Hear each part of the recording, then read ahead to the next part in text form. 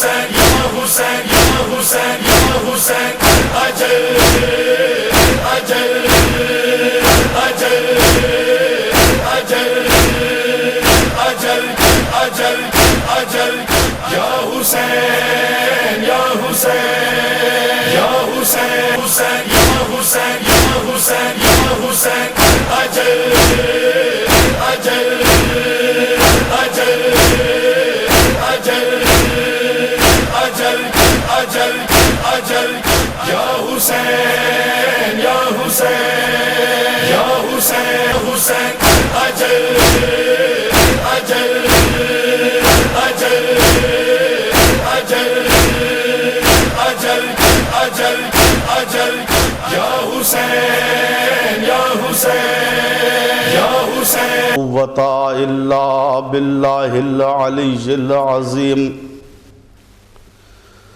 بسم اللہ الرحمن الرحیم الحمد للہ رب العالمین والصلاة والسلام والتحیۃ والاکرام علی نبی المؤید والرسول المسدد والمحمود الامجد النبی الامی المکی المدنی القرشی الہاشمی الابتحی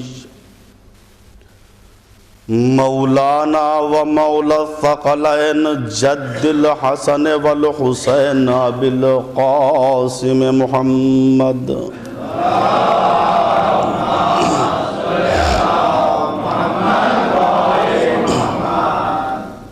ثم الصلاة على علی بن ابی طالب الذي ضرب بين يدي رسول الله بسيفين وطعنا برمحين وهاجر هجرتين وبايع البيعتين وقاتل ببدر وحنين ولم يكفر بالله طرفة عين ثم الصلاة على آلہ الطیبین الطاہرین المعصومین المظلومین من الآن الى قیام یوم الدین اما بعد فقط قال اللہ الحکیم بسم اللہ الرحمن الرحیم ومن يبتغ غیر الاسلام دینا فلن يقبل منه وَهُوَ فِي الْآخِرَةِ مِنَ الْخَاسِرِينَ صلوات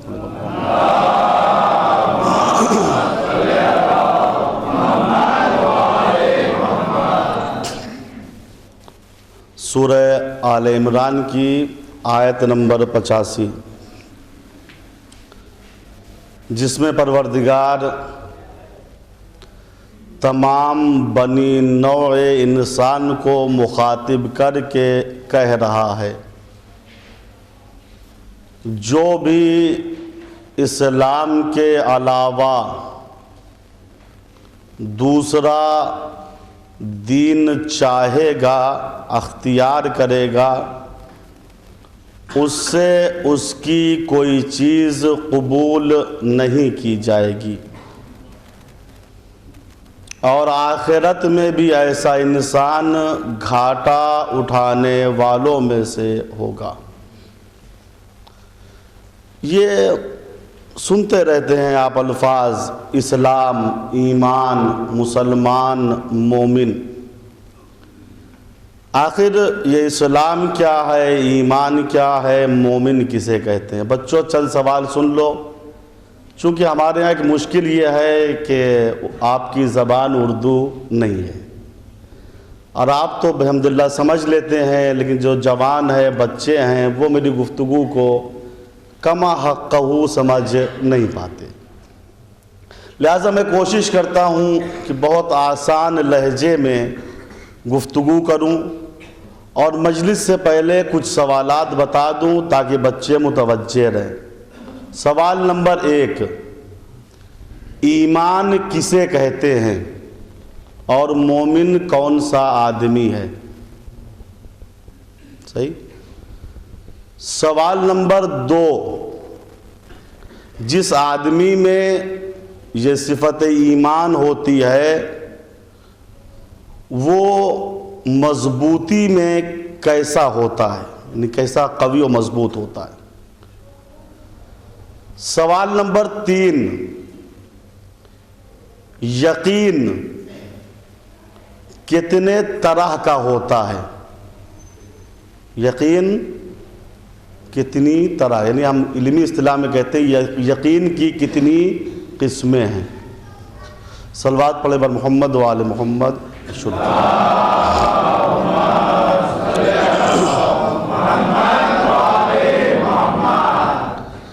دیکھو بچوں، یقین واقعی اور تصدیق حقیقی کا نام ہے ایمان۔ اللہ، رسول، قیامت اور ہر وہ چیز جس کو اللہ کے نبی اللہ کی طرف سے لے کر آئے ہیں اس کا 100 میں 100% یقین کرنا، یہ ہے ایمان۔ اگر 99% ہے، 95% ہے، 60% ہے تو یہ مومن نہیں ہے۔ مسلمان اس کو کہہ سکتے ہیں، لیکن مومن کون ہے؟ جو توحید، عدالت، نبوت، امامت، قیامت، بلکہ ہر وہ چیز جس کو اللہ کے پیغمبر خدا کی طرف سے لے کر آئے ہیں، جنت، کوثر وغیرہ، ان سب کی تصدیق 100 میں 100%، ہاں، کوئی شک و شبہ نہیں۔ اگر کوئی ایسا انسان ہے جو 100 میں 100% تصدیق کر رہا ہے، وہ مومن ہے۔ اور یہ جملہ بھی بچوں یاد رکھنا کہ اگر صفت عظیم ہوتی ہے تو موصوف یعنی آدمی عظیم اور بڑا بن جاتا ہے۔ عالم کیوں بڑا ہے؟ کیوں اس کا ہم ہاتھ چوم لیتے ہیں؟ چونکہ اس کے اندر صفت علم ہے۔ علم عظیم صفت ہے، لہذا جس آدمی کے اندر یہ صفت ہوتی ہے اسے ہم عالم کہتے ہیں، وہ بھی بڑا اور عظیم ہو جاتا ہے۔ سخی کیوں معاشرے کا بڑا آدمی رہتا ہے؟ جو انسان سخی ہوتا ہے ہم اسے بڑی نگاہوں سے دیکھتے ہیں، بزرگوار ہیں، بڑے، کیوں؟ چونکہ صفت سخاوت عظیم صفت ہے، بڑی صفت ہے۔ چونکہ صفت بڑی ہے لہذا موصوف اور آدمی بھی بڑا ہو جاتا ہے۔ اسی طریقے سے ہے صفت ایمان، جو تمام صفتوں میں سب سے افضل صفت ہے، اور جس باظرف، جملہ ضائع نہ کیجیے گا، ذہنوں میں محفوظ صرف کر لیجیے گا، جس باظرف اور روشن ضمیر انسان کے دل میں یہ صفت ایمان ہوتی ہے اسے مومن کہتے ہیں۔ اور چونکہ صفت عظیم ہے لہذا آدمی اتنا عظیم ہو جاتا ہے کہ اللہ کے پیغمبر فرماتے ہیں المؤمن اعظم حرمتا من الکعبہ، مومن کی عزت کعبے سے بھی زیادہ ہے۔ صفت ایمان کوئی معمولی چیز نہیں ہے، مومن کوئی معمولی انسان نہیں ہوتا، لیکن مومن ہوتا کون ہے؟ جملے پہ غور کیجئے۔ اللہ کے پیغمبر انصار کے ایک گروہ کی طرف سے گزر رہے ہیں۔ دیکھیے، انصار وہ لوگ ہیں جو مدینے کے پراپر رہنے والے تھے، مہاجر وہ لوگ ہیں جو پیغمبر کے ساتھ مکے سے آئے تھے۔ اللہ کے پیغمبر انصار کے گروہ کی طرف سے گزر رہے ہیں۔ آپ نے سوال کیا اے میرے صحابیوں، اے انصاریوں، کیا تم مومن ہو؟ بھائی رسول سوال کر رہے ہیں، کوئی مولوی یا عالم سوال نہیں کر رہا ہے۔ رسول کی نگاہیں انسان کے ظاہر و باطن دونوں کو دیکھ رہی ہیں۔ رسول نے انصار کے اس گروہ سے کہا میرے صحابیوں کیا تم مومن ہو؟ تھوڑی دیر تک وہ خاموش رہے، پھر انہوں نے کہا ہاں اے اللہ کے پیغمبر ہم مومن ہیں۔ رسول نے فرمایا اگر تم مومن ہو، توجہ فرمائی، مومن ہو تو تمہارے ایمان کی نشانی کیا ہے، دلیل کیا ہے، ہم کیسے مان لیں کہ تم مومن ہو؟ انہوں نے دست ادب جوڑ کے کہا اللہ کے پیغمبر ہمارے ایمان کی علامت اور نشانی یہ ہے کہ ہم نعمتوں پر شکر پروردگار کرتے ہیں، مصیبتوں پہ صبر پروردگار کرتے ہیں، اور قضاء الہی پر راضی ہیں۔ 3 صفتیں بیان کی انہوں نے۔ نعمت ملتی ہے تو خدا کا شکر کرتے ہیں، مصیبت و پریشانی آتی ہے تو صبر کرتے ہیں، سب ملا کے اللہ کی قضا، اللہ کے حکم پر ہم راضی ہیں۔ رسول اسلام نے فرمایا اگر ایسا ہے جیسا کہ تم کہہ رہے ہو تو رب کعبہ کی قسم تم حقیقی مومن ہو۔ یہ مومن کی ایک پہچان، بزم رسالت سجی ہوئی ہے، اصحاب پروانہ وار بیٹھے ہوئے ہیں، ایسے میں اللہ کے نبی نے فرمایا میرے صحابیوں ہر مومن کے پاس 4 چیزوں کا ہونا ضروری ہے، اگر یہ 4 چیزیں ہیں تو تم مومن ہو ورنہ مومن نہیں ہو۔ اصحاب نے کہا اللہ کے پیغمبر وہ 4 چیزیں کیا ہیں؟ آپ نے فرمایا سنو، مومن کے پاس مضبوط سواری ہوتی ہے، مومن کے پاس کشادہ بڑا سا گھر ہوتا ہے، مومن کے پاس خوبصورت اور اچھا سا کپڑا اور لباس ہوتا ہے، مومن کے پاس ذاتی روشن سورج ہوتا ہے۔ اصحاب کے منہ اتر گئے، یا رسول اللہ یہ تو ہمارے پاس نہیں ہے۔ 4 میں سے جو آپ نے تذکرہ کیا ان میں سے نہ مضبوط سواری ہمارے پاس ہے، نہ کشادہ اور وسیع گھر ہمارے پاس ہے، نہ خوبصورت کپڑا اور لباس ہمارے پاس ہے، اور تو اسے تو مہیا بھی کر لیں گے، لیکن یہ آخری چیز جو آپ نے فرمائی روشن ذاتی سورج، یہ ہم کہاں سے لائیں گے؟ رسول نے کہا میرے صحابیوں گھبراؤ نہیں، میری مراد وہ نہیں ہے جو تم سمجھ رہے ہو، بلکہ میری مراد یہ ہے جو میں نے یہ کہا مومن کے پاس مضبوط سواری ہوتی ہے، مضبوط سواری سے مراد میری مومن کی عقل ہے۔ مومن عاقل ہوتا ہے، بے عقل نہیں ہوتا۔ جو میں نے یہ کہا کہ مومن کے پاس بڑا سا گھر ہوتا ہے، کشادہ گھر ہوتا ہے، اس سے مراد مومن کا صبر ہے۔ مومن مصیبت کو دیکھ کے پریشان نہیں ہوتا بلکہ صبر پروردگار کرتا ہے۔ جو میں نے یہ کہا کہ مومن کے پاس خوبصورت کپڑا ہوتا ہے، اس سے مراد یہ ہے کہ مومن با حیا ہوتا ہے، بے حیا نہیں ہوتا۔ خوبصورت لباس سے مراد کپڑا نہیں، یہ لباس نہیں، بلکہ مومن کی حیا ہے۔ اور چوتھی چیز جو میں نے کہی کہ مومن کے پاس روشن سورج ہوتا ہے، اس سے مراد یہ ہے کہ مومن عالم ہوتا ہے، جاہل نہیں ہوتا۔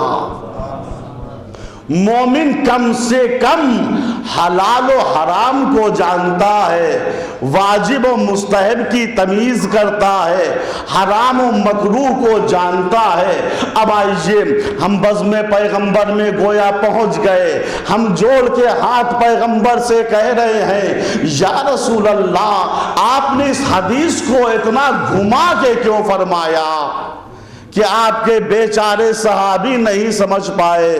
آپ کہہ رہے ہیں مومن کے پاس مضبوط سواری ہونی چاہیے، مومن کے پاس کشادہ گھر ہونا چاہیے، مومن کے پاس خوبصورت کپڑا ہونا چاہیے، مومن کے پاس روشن ذاتی سورج ہونا چاہیے۔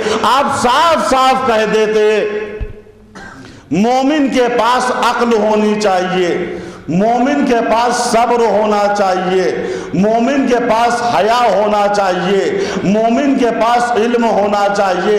یا نبی اللہ آپ نے بات کو گھما کے کیوں کہا کہ آپ کے صحابی نہیں سمجھ پائے؟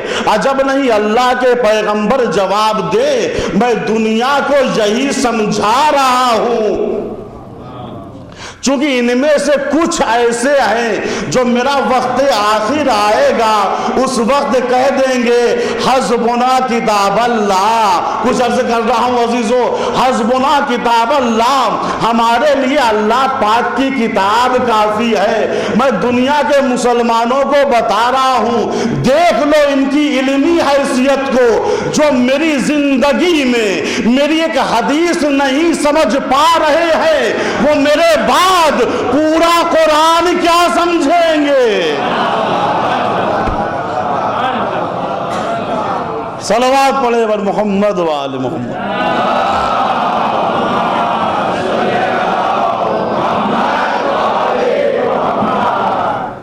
بات واضح ہو گئی مومن کون ہوتا ہے؟ مومن عقل مند ہوتا ہے، مومن صابر ہوتا ہے، مومن باحیا ہوتا ہے، مومن حلال و حرام کا عالم ہوتا ہے۔ واقعاً اگر مومن کوئی ہے تو دوسری حدیث میں اللہ کے پیغمبر فرما رہے ہیں سنو المومن منفعت، مومن فائدہ ہی فائدہ ہے۔ ان ما شئتہ نفعک، اگر تم مومن کے پاس جاؤ گے تو مومن تمہیں فائدہ پہنچائے گا۔ ان شاورتہ نفعک، اگر مومن سے مشورہ کرو گے تو مومن تم کو فائدہ دے گا، مشورے میں دھوکہ نہیں دے گا۔ ان شارکتہ نفعک، اگر مومن کو اپنی تجارت اپنی بزنس میں شریک کرو گے تو مومن تمہارے ساتھ فراڈ نہیں کرے گا، دھوکہ نہیں دے گا، بلکہ اس تجارت میں تم کو فائدہ دے گا۔ پھر اللہ کے پیغمبر فرما رہے ہیں خلاصہ یہ سن لو کل شیء من امرہ منفعہ، مومن کی ہر چیز فائدہ ہی فائدہ ہے۔ اگر مومن کے پاس جاؤ گے فائدہ دے گا، مومن سے مشورہ کرو گے فائدہ دے گا، مومن کو پارٹنر بناؤ گے فائدہ دے گا۔ سوچو عزیزو سوچو، جس کی قسمت میں ایک مومن آ جائے، جس کی قسمت میں ایک مومن آ جائے وہ اتنے فائدے میں، اور جس کو مقدر میں امیر المومنین مل جائے۔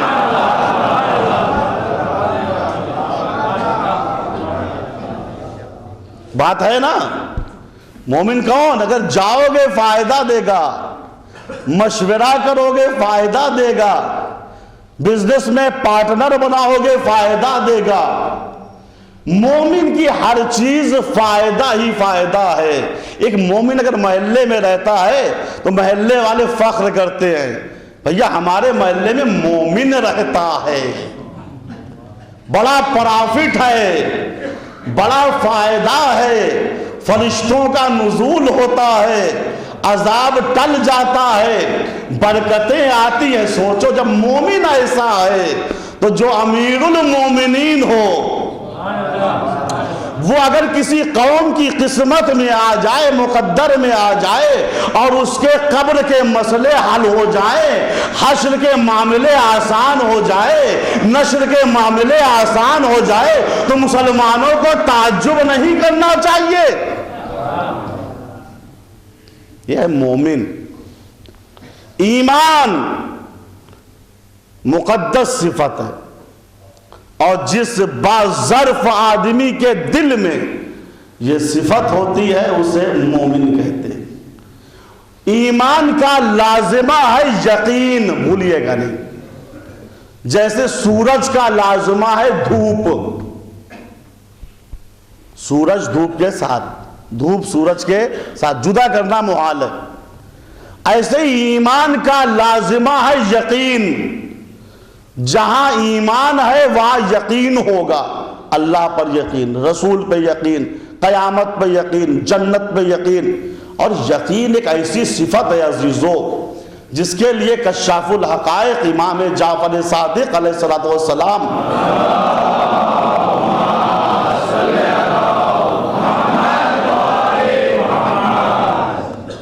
آپ فرماتے ہیں الیقین ایمان کلو، کل ایمان کا نام ہے یقین۔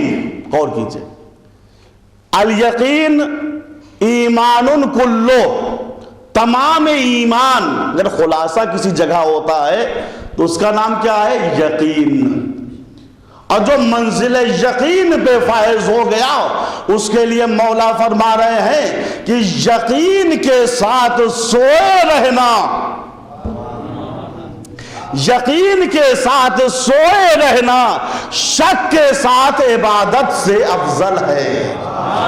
مسلمانوں تاریخ اٹھاؤ، کون یقین کے ساتھ سویا، کون شک کے ساتھ عبادت خدا کے لیے اٹھا؟ تو ہمیں ملا کوئی شب ہجرت 40 برہنہ تلواروں کی چھاؤں میں یقین کے ساتھ پوری رات سوتا رہا، اور کوئی نماز صبح کے وقت بستر پہ کروٹیں بدلتا رہا، اذان ہوتی رہی، مؤذن انتظار کرتا رہا، امام جماعت نہیں آئے، آخر میں اس نے چلا کے کہا میاں الصلاۃ خیر من النوم، نماز سونے سے افضل ہے۔ اب جو انہوں نے سنا تکیہ دور پھینکی، لحاف دور پھینکا، دوڑتے ہوئے گئے، یہ کس نے کہا؟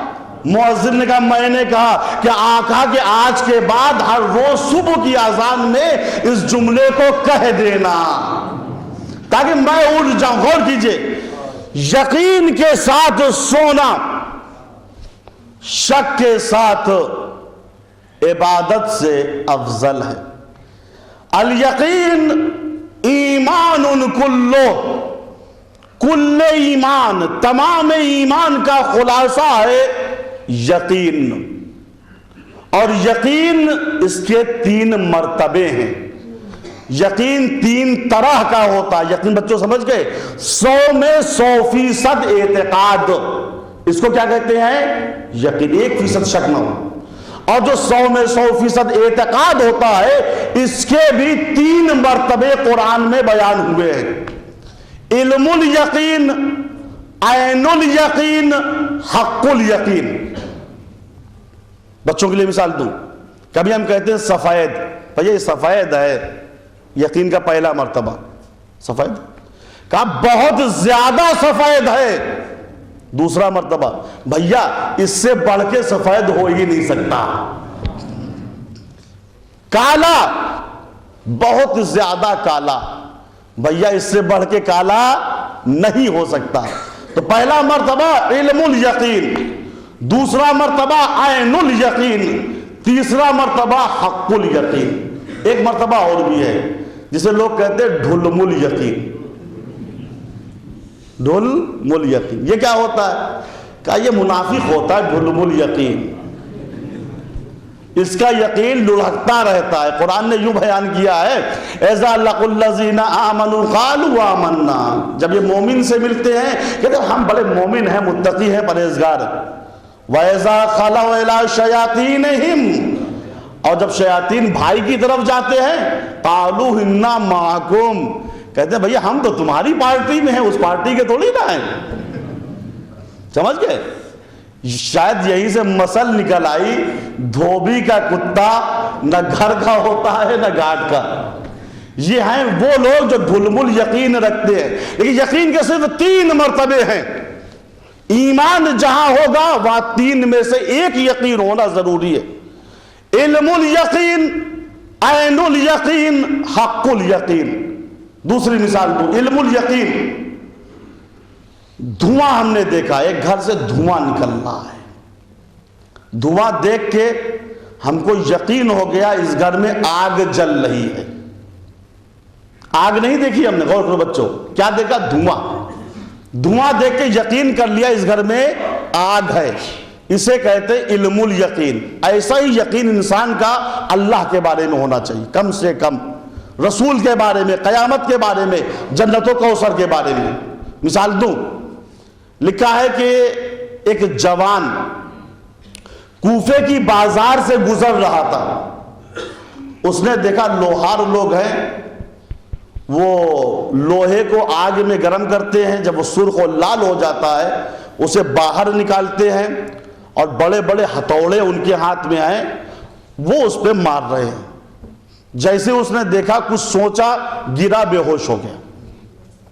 بھیڑ لگ گئی لوگوں کی، اچھا خاصا جا رہا تھا، اس نے کیا دیکھا، کیا سوچا، گر کے بے ہوش ہو گیا۔ یہ بھیڑ لگی ہوئی ہے، لوگ جمع، کوئی کہہ رہا ہو سکتا ہے اوپری چکر کچھ ہو، کوئی کہہ رہا ہو سکتا ہے دماغ کا بیمار ہو۔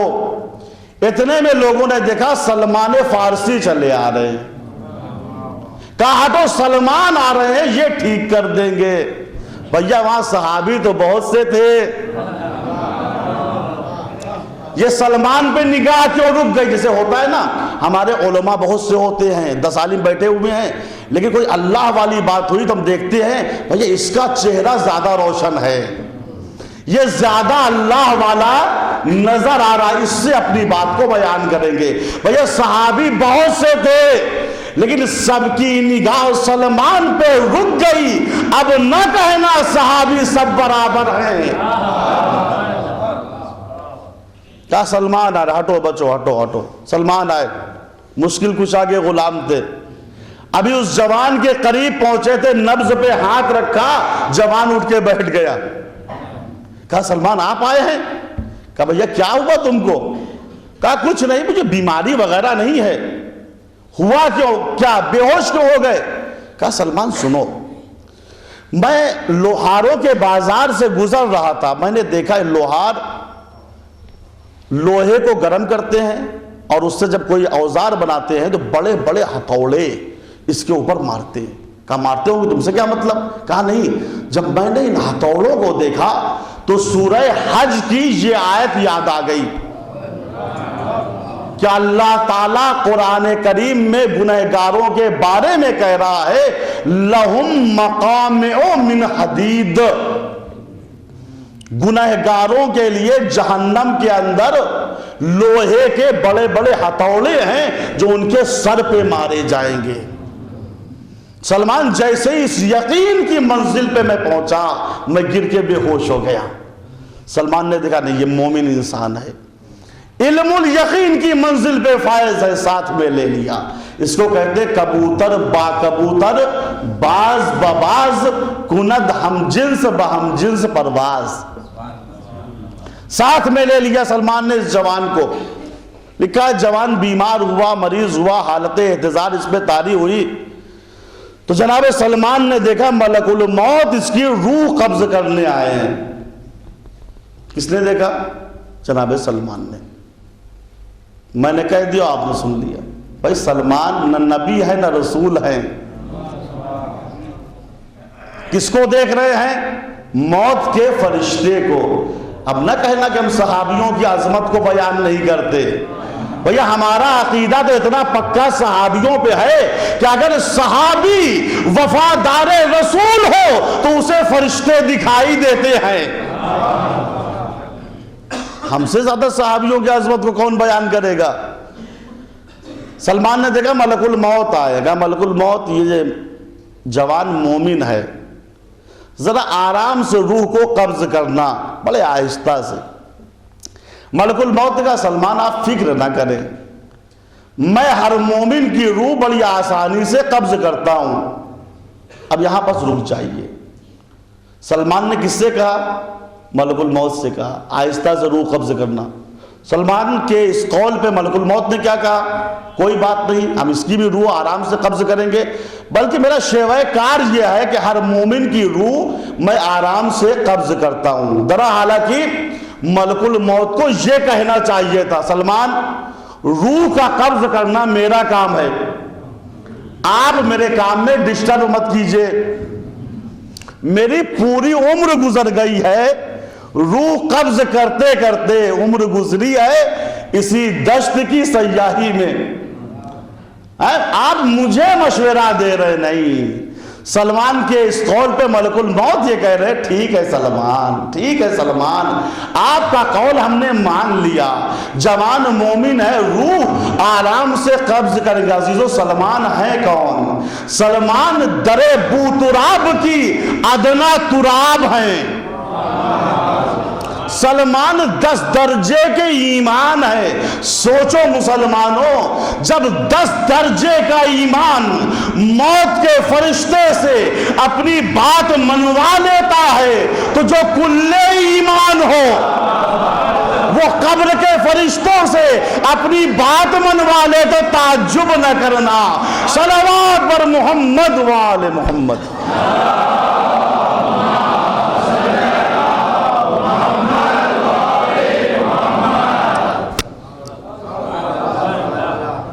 ایک اور صلوات پڑھے پر محمد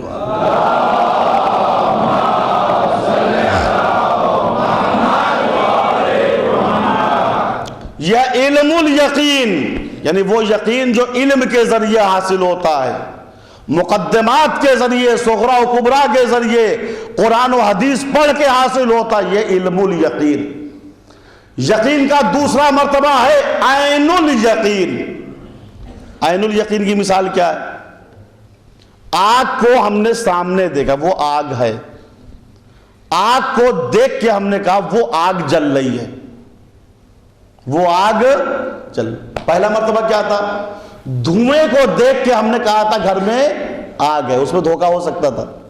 لیکن دوسرا مرتبہ آگ سامنے ہے, آگ دکھائی دے رہی ہے, پھر ہم یقین کر رہے ہیں اور حکم لگا رہے وہ آگ ہے. اسے کہتے ہیں عین الیقین. جب مومن عین الیقین کی منزل پہ فائز ہوتا ہے تو آنکھوں کے سامنے سے پردے ہٹ جاتے ہیں, جنت دکھائی دیتی ہے, کوثر کو دیکھنے لگتا ہے, فرشتے نظر آنے لگتے ہیں. اسی کو اللہ کے پیغمبر نے کہا لولا ان الشیاطین یہومون علی قلوب بنی آدم لنظروا الی ملکوت السماوات والارض. اگر یہ شیاطین کا ٹولہ بنی آدم یعنی آدمی کے دل کے ارد گرد اپنے خیموں کو نصب نہ کرتا تو یہ بنی آدم, یہ انسان زمین و آسمان کے حقائق کو اپنی آنکھوں سے دیکھتے. لیکن یہ گناہوں کی چادر ہے, یہ ہم شیطان کے بہکائے میں آ گئے, کچھ بھی دکھائی نہیں دے رہا. جب عین الیقین کی منزل پہ انسان فائز ہوتا ہے پردے نظروں کے سامنے سے ہٹ جاتے ہیں. اللہ کے پیغمبر حضرت محمد مصطفیٰ صلی اللہ علیہ وآلہ وسلم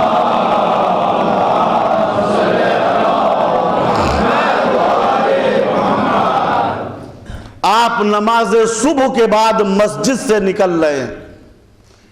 دیکھا مسجد کے ایک گوشے میں ایک جوان ہے جس کی آنکھیں حدقہ چشم کے کافی اندر جا چکی ہیں, چہرہ رات بھر جاگنے کی وجہ سے زرد پڑا ہوا ہے, پیٹ پیٹ سے ملا ہوا ہے، دونوں گھٹنوں کے درمیان سر دیے ہوئے، کبھی سر اوپر اٹھاتا ہے، کبھی گھٹنوں کے درمیان رکھ لیتا ہے، کہتا ہے یا اللہ۔ اللہ کے پیغمبر نے جب اس جوان کو دیکھا وہیں رک گئے۔ اس جوان کا نام ہے حارثہ ابن مالک انصاری، یاد رکھنا، حارثہ ابن مالک انصاری۔ یہ جوان اسلام کا 10واں شہید ہے۔ اللہ کے پیغمبر نے جب اس جوان کو دیکھا، حارثہ کو دیکھا، کہا حارثہ کیفا اصبحت، تو نے کیسے صبح کی؟ حارثہ نے کہا اصبحت علی یقین یا رسول اللہ، اے اللہ کے پیغمبر میں نے حالت یقین میں صبح کی ہے۔ ایک جوان کے منہ سے اللہ کے پیغمبر نے جب یہ جملے سنے وہیں اور دیر تک رک گئے۔ جوان بڑا دعویٰ تو نے کیا ہے کہ میں نے حالت یقین میں صبح کی، بتا ہر دعوے کی دلیل ہوتی ہے، تیرے اس دعوے کی دلیل کیا ہے؟ کہا اللہ کے پیغمبر یہ میرا یقین ہے جو مجھے رات بھر سونے نہیں دیتا، میں رات میں اٹھ کے نماز تہجد پڑھتا ہوں، یہ میرا یقین ہے جو دن میں مجھے کھانا کھانے نہیں دیتا، میں ہر روز روزے سے رہتا ہوں۔ اللہ کے پیغمبر یہ میرا یقین ہے کہ اب مجھے جنت دکھائی دے رہی ہے، جہنم دکھائی دے رہی ہے۔ اللہ کے پیغمبر میں جنت میں جنت والوں کو دیکھ رہا ہوں کہ وہ تکیہ لگائے بیٹھے ہوئے۔ اللہ کے پیغمبر میں جہنم میں جہنمیوں کو دیکھ رہا ہوں، ان پہ عذاب ہو رہا ہے۔ اللہ کے پیغمبر ان کی چیخیں مجھ سے سنی نہیں جا رہی ہیں۔ جیسے جملے اس جوان نے کہے، اللہ کے پیغمبر اصحاب کی طرف مخاطب ہوئے، کہا میرے صحابیوں دیکھ لو، خدا کا یہ وہ بندہ ہے جو منزل یقین پہ فائز ہو گیا۔ کہیے تو جملہ کہوں عزیزو، منزل یقین پہ فائز ہونے کے لیے صحبت میں بیٹھنا شرط نہیں ہے، پہلو سے پہلو ملانا شرط نہیں ہے، صرف ظرف ہونا چاہیے، ظرف ہونا چاہیے۔ اگر کوئی مومن باظرف ہے، صحبت نبی سے دور رہ کے منزل یقین پہ فائز ہو جاتا ہے، لیکن کوئی کم ظرف ہے تو پوری عمر پہلو سے پہلو ملاتا ہے لیکن نبوت میں شک کرتا رہتا۔ صلوات بر محمد و آل محمد۔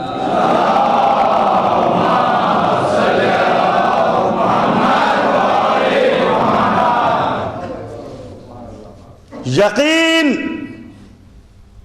عین الیقین، علم الیقین، دو مرتبے۔ علم الیقین، دھواں دیکھا آگ کا یقین ہو گیا، کم سے کم اللہ اور رسول و قیامت کے بارے میں انسان کا ایسا یقین چاہیے، کم سے کم۔ دوسرا مرتبہ عین الیقین، مومن اس منزل پہ پہنچ جاتا ہے، پردے ہٹ جاتے ہیں، ساری چیز نظروں کے سامنے ہوتی۔ ظالب یمانی، مولائے کائنات علی ابن ابی طالب کے صحابی،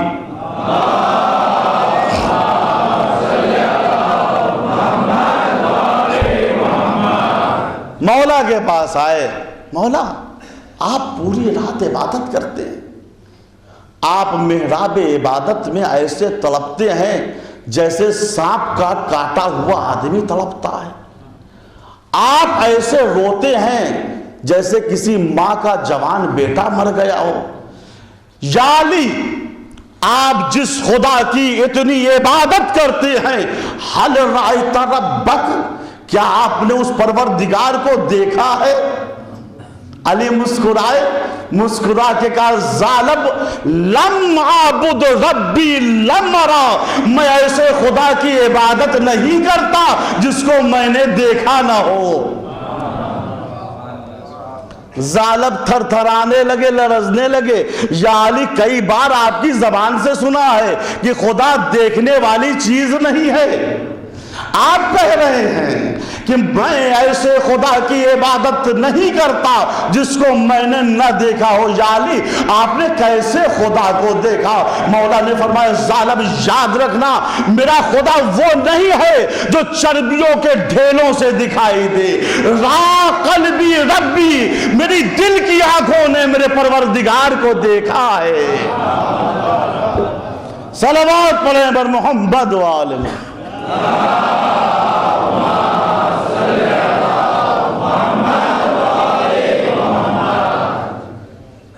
یقین کے 3 مرتبے: علم الیقین، عین الیقین، حق الیقین. یہ حق الیقین یقین کا آخری مرتبہ ہے، اس سے بڑھ کے کوئی یقین ہے ہی نہیں. یہ کون سا یقین ہے؟ اس کی مثال دنیا میں اس طریقے سے دی گئی ہے. بچوں یاد ہے دھواں دیکھ کے آگ کا یقین کرنا، یہ کیا؟ علم الیقین. آگ کو دیکھ کے یقین کرنا وہ آگ ہے، یہ کیا ہے؟ عین الیقین. آگ میں گھس کے یہ کہنا آگ ہے، یہ ہے حق الیقین. اِنَّا هَذَا لَهُوَ حَقُّ الْيَقِينِ، لَهُوَ الْحَقُّ الْيَقِينِ. سورہ واقعہ کی آیت. یہ سارے مطالب جو قرآن نے بیان کیے قیامت کے بارے میں، یہ کیا ہے؟ حق الیقین. حق الیقین یہ ایسا یقین ہے کہ اس سے بڑھ کے کوئی یقین نہیں. تمام یقین کے مرتبے، ایمان کے مرتبے اس حق الیقین پہ ختم ہو جاتے، پھر اس کے بعد یقین میں اضافہ نہیں ہوتا. یہ وہ مرتبہ ہے جب عاقل معقول کی ذات سے متحد ہونے لگتا ہے. ہر وقت عاقل پہ نور الہی کا اشراق ہونے لگتا ہے. ہر وقت یہ عاقل نور الہی سے فیضیاب ہوتا ہے. اس لیے علماء نے کہا آخری مرتبہ، آخری مرتبہ، اس سے بڑھ کے کوئی مرتبہ نہیں. اب آئیے تاریخ اسلام میں دیکھتے ہیں ہے کوئی ایسا انسان کامل جو یقین کے آخری مرتبے یعنی حق الیقین پہ فائز ہو. یاد رکھیے گا پوری ضمانت کے ساتھ جملوں کو ادا کر رہا ہوں، مجھے پوری تاریخ اسلام میں صرف ذات علی نظر آئی جو یہ کہتی ہوئی نظر آ رہی ہے لو کشف الغطاء مزددت یقینا. اب اگر میری نظروں کے سامنے سے پردے ہٹا بھی دیے جائیں تو علی کے یقین میں اضافہ نہیں ہوگا.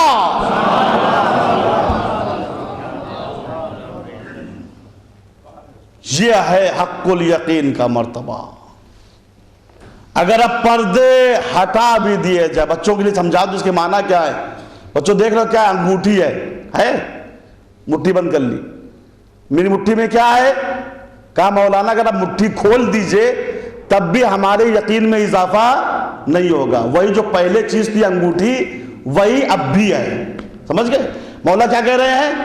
اب اگر پردے ہٹا بھی دیے جائیں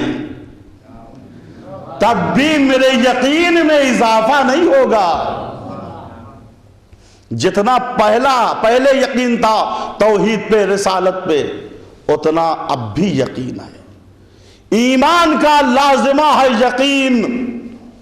اور جب یقین کا مرتبہ آتا ہے تو رسول کیا کہہ رہے ہیں؟ المومن اعظم حرمتا من الکعبہ. مومن کعبے سے زیادہ عظیم بن جاتا ہے. جہاں ایمان ہوتا ہے وہاں شک نہیں ہوتا، وہاں وسوسہ نہیں ہوتا. لکھا ہے ہلے کا ایک حاکم تھا. عراق میں بچوں ایک جگہ ہے جس شہر کا نام ہے ہلہ، شاید آج قصبے میں بدل گیا وہ. ہلے کے گورنر اور حاکم نے اعلان کر دیا کہ میرے شہر میں جو امام مہدی کا ذکر کرے گا اسے ہم قتل کر دیں گے. صلوات علی محمد و آل محمد.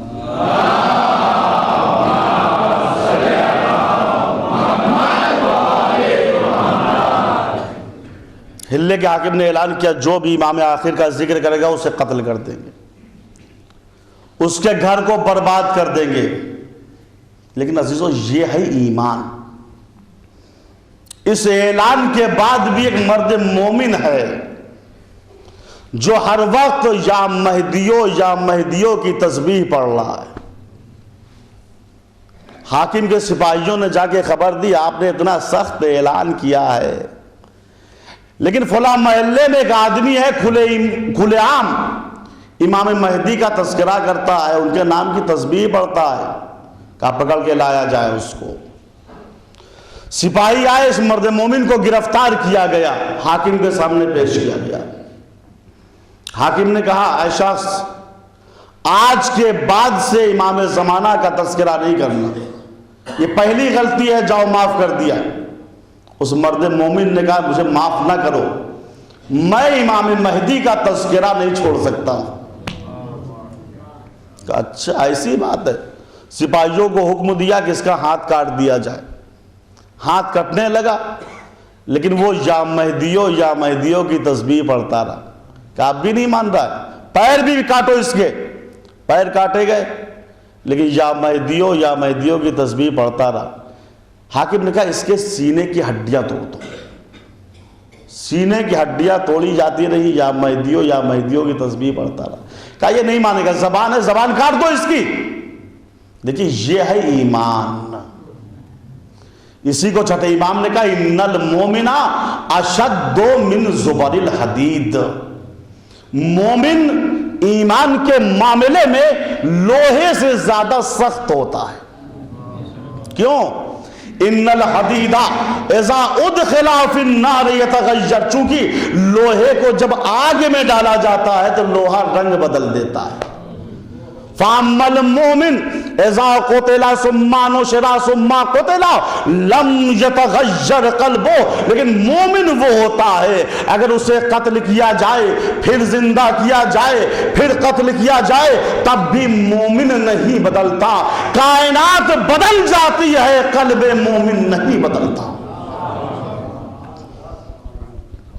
ہاتھ کاٹا جا رہا ہے یا مہدیوں، پیر کاٹا جا رہا ہے یا مہدیوں، سینے کی ہڈیاں توڑی جا رہی ہیں یا مہدیوں. ہم ذرا اپنی گریبان میں جھانک کے دیکھیں ہم کتنے بڑے مومن ہیں. تھوڑا سا نقصان ہو گیا، لو ہم مولا کا کام اتنے دن سے کرتے ہیں، ہمارا نقصان ہو گیا. یہ وہ لوگ ہیں جن کے لیے قرآن نے کہا ہے وَمِنَ النَّاسِ مَنْ يَعْبُدُ اللَّهَ عَلَى حَرْفٍ. کچھ ایسے بھی ہیں جو اللہ کی عبادت ایک طرفہ کرتے ہیں. جب تک نعمت ہے، آرام ہے، آسائش ہے، اللہ رسول سب کچھ، نماز، لیکن جہاں سے امتحان کی منزل شروع ہوتی ہے وہیں سے ایمان میں شک ہونے لگتا ہے. نہیں، ایک مومن کا ایمان اللہ اور رسول پہ اتنا ہونا چاہیے اگر اللہ کے نام پر ہمارے جسموں سے کھالیں کھینچی جا رہی ہیں تب بھی ہمارے پائے ثبات میں لغزش نہیں آنی چاہیے.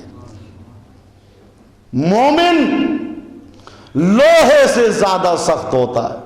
ہڈیاں توڑ دی گئی، ہاتھ کاٹ دیا گیا، پیر کاٹ دیا گیا، زبان کاٹ دی گئی. حاکم نے کہا شام ہو گئی ہے، ابھی قتل نہ کرو، میں چاہتا ہوں یہ تڑپ کے مرے. جاؤ اس کے گھر کے صحن میں اس کو چھوڑاؤ، اور جب صبح ہوگی تب تک یہ مر جائے گا تو اس کی لاش کو چوراہے پہ رکھ دینا تاکہ لوگ عبرت حاصل کریں، آئندہ امام مہدی کا تذکرہ ہماری حکومت کے دائرے میں نہ ہو. سپاہی آئے، صحن خانہ میں چھوڑ کے اس کو چلے گئے. رات گزر گئی، صبح نمودار ہوئی. سپاہی آئے تاکہ اس آدمی کی لاش کو اٹھا کے لے جائیں اور کسی چوراہے پہ رکھ دیں، لوگوں کے لیے باعث عبرت بنے. لیکن لکھا جیسے ہی دروازہ کھولا انہوں نے دیکھا وہ مرد مومن نماز صبح پڑھ رہا ہے. گھبرا گئے، ایک دوسرے کا منہ دیکھ یہ کیا. جب نماز ختم کر چکا مرد مومن، یہ لوگ سپاہی قریب پہنچے، بھیا کل تمہارے ہم نے ہاتھ کاٹے تھے، کیا ہم سے دھوکہ ہو گیا؟ کہا نہیں کاٹے تھے تم نے. پیر کاٹے تھے؟ کہا کاٹے تھے. کہا سینے کی ہڈیاں؟ کہا وہ بھی توڑی تھی. کہا زبان؟ کہا وہ بھی کاٹی تھی. کہا ٹھیک کیسے ہو گئے؟ ٹھیک کیسے ہو گئے؟ کہا سننا چاہتے ہو؟ سنو. جب تم یہ میرا حال بنا کے میرے گھر میں چھوڑ کے چلے گئے، زبان تو تھی نہیں، ایک مرتبہ دل نے آواز دی، اے امام زمانہ آپ کی محبت میں میرا یہ حال کیا گیا ہے۔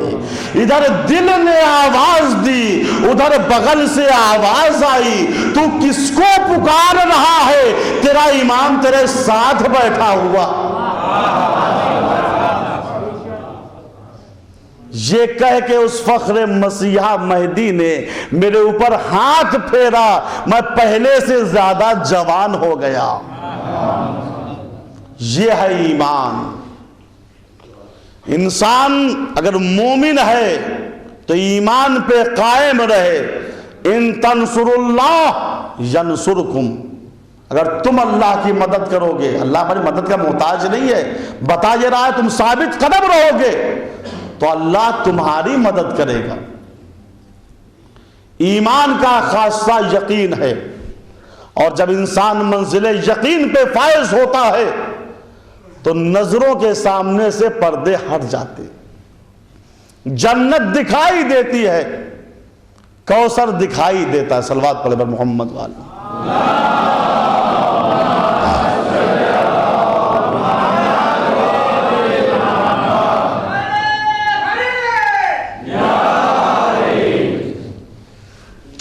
شب عاشور حسین ابن علی نے شمع کو گل کر دیا، چراغ بجھا دیا، اپنے صحابیوں سے کہا میں اپنی بیعت کو تمہاری گردنوں سے اٹھائے لے رہا ہوں، فمن کان الانصراف فلینصرف فی سواد هذه اللیلہ، جو آدمی جانا چاہتا ہے رات کے اندھیرے سے فائدہ اٹھا لے، چلا جائے، میں جنت کا ضامن ہوں، جاؤ چلے جاؤ، اپنی جان بچاؤ۔ چراغ بجھا دیا یہ کہہ کے حسین ابن علی نے، لیکن لکھا ہے جب چراغ جلایا تو عجیب و غریب منظر تھا، تمام اصحاب حسینی اپنی تلوار کو اپنی گردنوں پہ رکھے ہوئے تھے۔ فرزند رسول ایک جان کیا ہے، اگر 70 مرتبہ اللہ کی راہ میں قتل کیے جائیں، 70 مرتبہ زندہ کیے جائیں، تب بھی آپ کا ساتھ نہیں چھوڑ سکتے۔ امام نے کہا ان کنتم کذالک، اگر تم ایسے ہو اور یقین کی اس منزل پہ فائز ہو، فارفعوا رؤوسکم وانظروا منازلکم فی الجنہ، اپنے سروں کو اٹھاؤ اور جنت میں اپنے گھروں کو دیکھو۔ لکھا تمام اصحاب حسینی نے شب عاشور جنت میں اپنے گھروں کو دیکھا، اسی لیے روز عاشور حسین کا ہر سپاہی یہ چاہ رہا تھا سب سے پہلے میں شہید ہو جاؤں، چونکہ شب عاشور سب نے جنت دیکھی تھی، امام نے دکھایا تھا کہ یہ جملہ کہوں، مومن جب منزل یقین پہ فائز ہوتا ہے جنت دیکھ لیتا ہے مگر دکھا نہیں سکتا، لیکن سردار جنت وہ ہوتا ہے جو خود بھی جنت دیکھتا ہے، اپنے چاہنے والوں کو بھی جنت دکھا دیتا۔ کربلا کے جتنے شہید تھے سب منزل یقین پہ فائز تھے۔ ان کنتم کذالک امام کا جملہ ہے، اگر تم ایسے ہو اور ایمان و یقین کی اس منزل پہ پہنچ گئے کہ 70 مرتبہ قتل کیا جائے، 70 مرتبہ زندہ کیا جائے، تب بھی میرا ساتھ نہیں چھوڑو گے، اٹھاؤ سروں کو، دیکھو جنت میں اپنے گھروں کو۔ جب اصحاب کا امتحان ہو چکا تو پھر امام نے فرمایا اے میرے صحابیوں، من کانا فی رحلہ امرآت فلینصرف بہا الی بنی اسد، جو صحابی میرا کربلا کے میدان میں اپنی زوجہ کے ساتھ آیا ہے، اپنے بچوں کے ساتھ آیا ہے، وہ اپنی بیوی اور اپنے بچوں کو بنی اسد کے حوالے کر دے۔ میرا بنی اسد سے ایک معاہدہ ہے کہ وہ آبرو مندانہ اس عورت کو، بچوں کو اس کے گھر تک پہنچا دیں گے، جاؤ اپنی عورتوں کو اپنے بچوں کو بنی اسد کے حوالے کر دو۔ لکھا ہے امام کا ایک صحابی علی ابن مظاہر اٹھا اور اس نے ہاتھ جوڑ کے کہا لماذا یبن رسول اللہ، اے فرزند رسول، سیدانیاں تو کربلا کے میدان میں ہیں، ان کو تو آپ بنی اسد کے حوالے نہیں کر رہے ہیں، آخر کیوں ہم اپنی عورتوں کو بنی اسد کے حوالے کریں؟ امام نے سر جھکا کے کہا بات یہ ہے فَإِنَّ نِسَائِي تُصْبَى مِن بَعْدِ قَتْلِي، میری شہادت کے بعد میرے گھر کی عورتیں اسیر کی جائیں گی، ان کو دیار بدیار پھرایا جائے گا۔ وَأَخَافُ عَلَى نِسَائِكُم مِّنَ السَّبْيِ، لیکن میری غیرت کو یہ برداشت نہیں ہے کہ تمہارے گھر کی عورتیں بھی اسیر ہو جائیں۔ علی ابن مظاہر اٹھے، اپنے خیمے کی طرف آئے، زوجہ نے مسکراتے ہوئے آگے بڑھ کے علی ابن مظاہر کا استقبال کیا۔ علی ابن مظاہر نے کہا اے مومنہ، ان ہنگامی حالات میں تو مسکرا کیوں رہی ہے؟ مومنہ نے کہا علی ابن مظاہر، میں نے امام کا پورا خطبہ سنا ہے، میں نے تمہاری اور اصحاب حسینی کی شجاعت دیکھ لی، مجھے یقین ہو گیا تم وہ ہو کہ مرتے مر جاؤ گے مگر زہرا کے لال کا ساتھ نہیں چھوڑو گے، میں اس لیے مسکرا رہی ہوں۔ لیکن علی ابن مظاہر یہ بتاؤ، آخر میں امام علی مقام نے ایک جملہ کہا تھا، تکبیروں کی صدائیں اتنی زیادہ تھی کہ میں اس جملے کو نہ سن پائی، کیا کہا تھا امام نے؟ علی ابن مظاہر نے کہا مومنہ، امام نے یہ کہا تھا جو کربلا میں اپنی زوجہ کے ساتھ آیا ہے وہ اپنی زوجہ کو بنی اسد کے حوالے کر دے تاکہ وہ آبرومندانہ اسے گھر تک پہنچا دے، چونکہ میرے گھر کی عورتیں میری شہادت کے بعد اسیر کی جائیں گی، بس عزادارو قیامت آ گئی۔ یہ جملہ جب مومنہ نے سنا کھڑی ہو گئی، کہا علی ابن مظاہر پھر تمہارا کیا ارادہ ہے؟ کہا اٹھو چلو تم کو بنی اسد کے حوالے کر دے۔ مومنہ آگے بڑھی، عمود خیمے سے اپنے سر کو ٹکرانا شروع کر دیا۔ علی ابن مظاہر تم نے میرے ساتھ انصاف نہیں کیا، رسول زادیاں اسیر کی جائیں اور میں اسارت سے بچ جاؤں، فاطمہ زہرا کی بیٹیوں کے سروں سے چادریں چھینی جائیں، میری چادر میرے سر پہ باقی رہے۔ علی ابن مظاہر تم رسول کے سامنے سرخ رو ہو، میں سیدہ کے سامنے سیاہ رو ہو جاؤں؟ نہیں، ہرگز ایسا نہیں ہوگا، خدا کی قسم تم مردوں کا ساتھ دو گے، میں عورتوں کا ساتھ دوں۔ کربلا کی عورتیں بھی منزل یقین پہ فائز تھی۔ علی ابن مظاہر روتے ہوئے امام کے پاس آئے، آقا میری زوجہ کسی بھی حال سے تیار نہیں ہے۔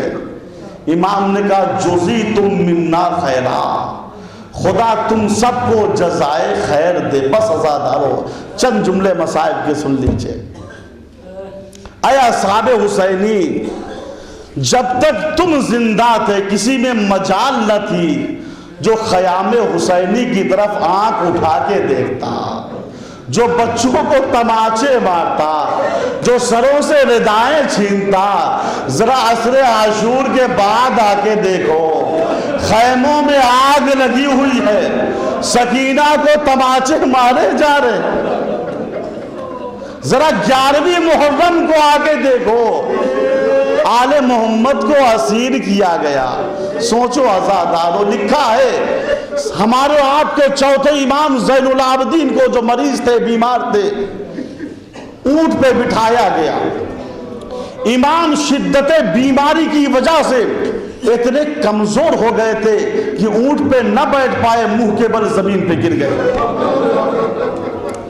شمر ملعون پسر صاحب کے پاس آیا، امیر کیا حکم ہے؟ حسین کا بیٹا اونٹ پہ نہیں بیٹھ پا رہا ہے، کیا اس کے لیے محمل کا انتظام کر دے، اس کے لیے گدے کا انتظام کر دے؟ کہا نہیں، محمل کی ضرورت نہیں ہے، بلکہ سید سجاد کو اونٹ کی ننگی پیٹھ پہ بٹھا کے نیچے سے دونوں پیروں کو رسی سے کس کے باندھ دو۔ اللہ اکبر، اللہ اکبر۔ چوتھے امام کو اونٹ کی ننگی پیٹھ پہ بٹھالا گیا، نیچے سے پیروں کو رسی سے باندھ دیا گیا۔ تبھی شیخ عباس قمی فرماتے ہیں پائے او مثل نئے شدہ بود، مدینے پہنچتے پہنچتے سید سجاد کے دونوں پیر سوکھی ہوئی لکڑیوں کی طریقے سے ہو گئے۔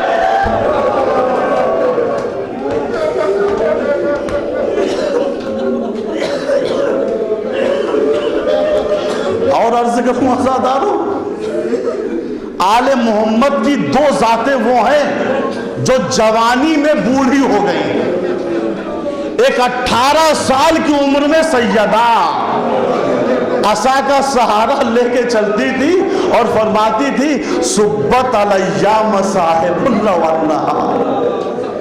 میرے بابا آپ کے بعد اتنے مصائب ڈھائے گئے، اگر وہ مصائب روز روشن پہ پڑتے تو مثل شب تار کے ہو جاتا۔ سیدہ کے پہلو پہ جلتا ہوا دروازہ گرایا گیا، علی کی گردن میں رسی کا پھندا ڈالا گیا۔ ایک بزرگوار نے بیان کیا کہ شام کے خطیب نے خواب میں دیکھا امام حسن آئے ہیں اور کہتے ہیں خطیب تو میرے مصائب کو بیان کیوں نہیں کرتا؟ خطیب نے ہاتھ جوڑ کے کہا آقا میں مصائب تو بیان کرتا ہوں۔ کہا نہیں، میری اس وقت کی مصیبت کو کیوں نہیں بیان کرتے جب میری ماں کے پہلو پہ جلتا ہوا دروازہ پڑا تھا، میرے بابا کی گردن میں رسی کا پھندا پڑا ہوا تھا۔ سوچو عزادارو، حساس جملہ ہے، جب بچوں پہ وقت پڑتا ہے تو یا وہ ماں کی طرف جاتے ہیں یا باپ کی طرف آتے ہیں۔ امام حسن فرماتے ہیں میری اس وقت کی مصیبت کو کیوں بیان نہیں کرتے جب میرے بابا کی گردن میں رسی کا پھندا تھا، میرے ماں کے پہلو پہ جلتا ہوا دروازہ تھا، میں اپنے چھوٹے بھائی حسین کا ہاتھ پکڑے ہوئے جب بابا کی طرف جاتا تھا تو رسی کا پھندا دیکھتا تھا، ماں کی طرف آتا تھا تو جلتا ہوا دروازہ دیکھتا تھا۔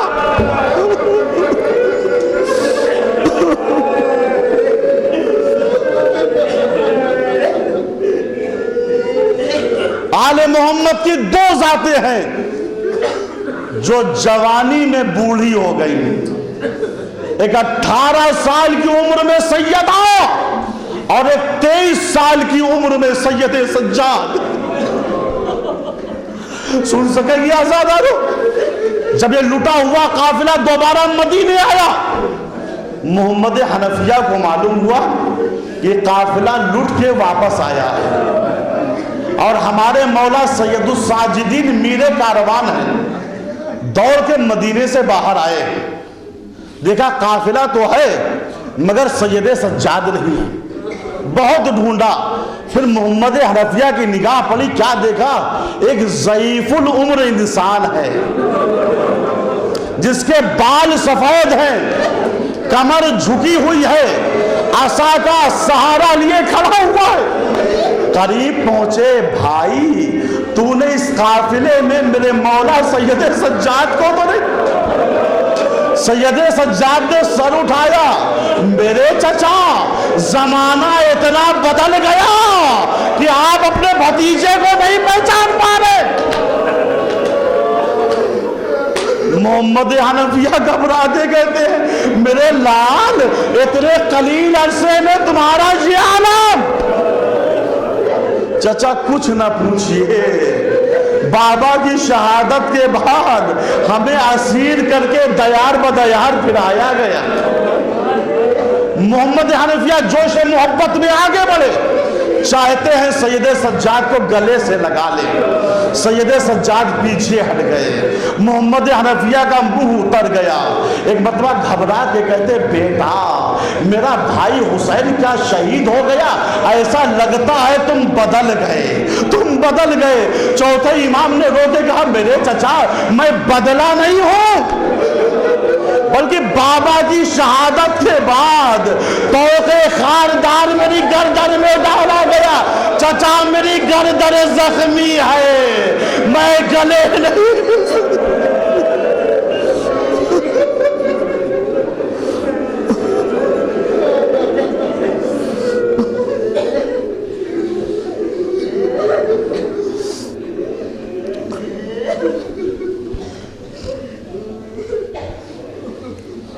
تعالی لعنۃ اللہ علی قوم الظالمین وسيعلم الذين ظلموا أيّ منقلب ينقلبون۔ خدایا اس مختصر سی عبادت کو قبول فرما۔ خدایا جو ہم میں پریشان حال ہیں ان کی پریشانیوں کو دور فرما۔ خدایا جو ہم میں مقروض ہیں ان کے قرضوں کو ادا فرما۔ خدایا جن کو روزگار میں نقصان ہو رہا ہے ان کے فائدے میں دن دونا رات چوگنا اضافہ فرما۔ خدایا بعض مرد مومنین نے یہ دعا کی ہے کہ جن باپوں کی گردن پہ ان کے شانے پہ لڑکیوں کا بوجھ ہے، خدایا بحق آل محمد ان سب کے بوجھ کو ہلکا فرما۔ خدایا ہم سب کے مرحومین پہ رحمت نازل فرما۔ خدایا ہم سب کو توفیق دے کہ ہم بھی منزل یقین پہ فائز ہو جائیں۔ خدایا دنیا ظلم و جور سے بھر چکی ہے، ہمارے امام زمانہ کے ذریعے سے ہماری مدد فرما اور ہم سب کو ان کے اعوان و انصار میں قرار دے۔ وآخر دعوانا ان الحمد للہ رب العالمین۔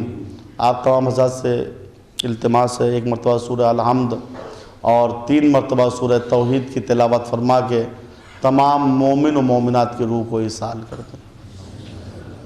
یہ تو صحیح نہیں تھی میری، مگر بزرگوں کی فرمائش ہے، میں وہاں حاضر کرتا ہوں۔ سماعت فرمائے کہ جب امام حسین علیہ السلام مقتل میں پہنچے تو اس وقت کیا دیکھا کہ کڑیل جوان زمین کربلا پہ گڑیاں رگڑ رہا ہے۔ مطلع سماعت فرمائے۔ لرزتے ہاتھوں پہ سبتے پیمبر،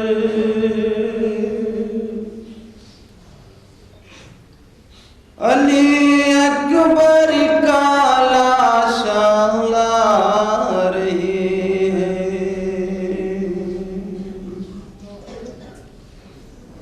لرزتے ہاتھوں پہ سبتے پیمبر،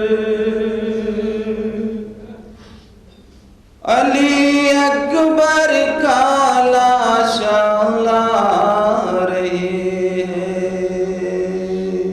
لرزتے تو بے سبتے پیمبر، علی اکبر کا لاشاں لا رہی ہے۔ لرزتے ہاتھوں، ابھی ماتم مت کیجیے، خالی مصرع دہرائیے۔ تے پیمبر، علی اکبر کا لاشاں لا رہے ہیں۔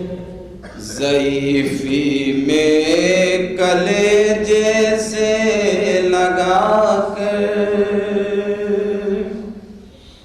علی اکبر کا لاشاں لا رہے ہیں۔ لرزتے تو بے سبتے پیمبر، علی اکبر کا لاشاں لا رہے ہیں۔ لرزتے ہاتھوں پہ سبتے پیمبر، علی اکبر کا لاشاں لا رہے ہیں۔ لرزتے ہاتھوں پہ سبتے پیمبر، علی اکبر کا لاشاں لا رہے ہیں۔ کہا شہ نے علی اکبر سے بیٹا،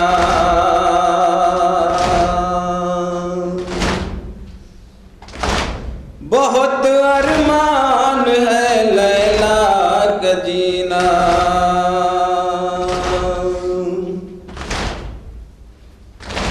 بہت دشوار ہے لیلا کا جینا۔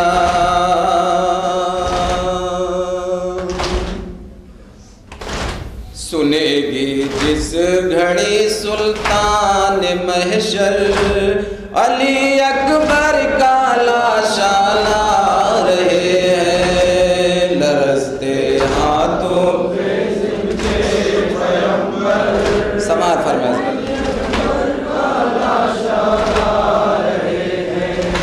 شہیدی کا نہیں ہے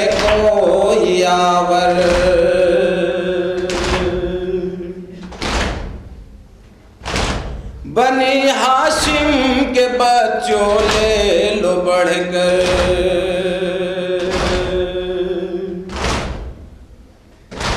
سوئے خیمہ شہیدی لڑ کھڑا کر، علی اکبر کا لاشا لا رہے ہیں، لرزتے ہاتھوں پہ سکے پیغمبر، سماعت فرمائے حضرت، بہت ارمان تھا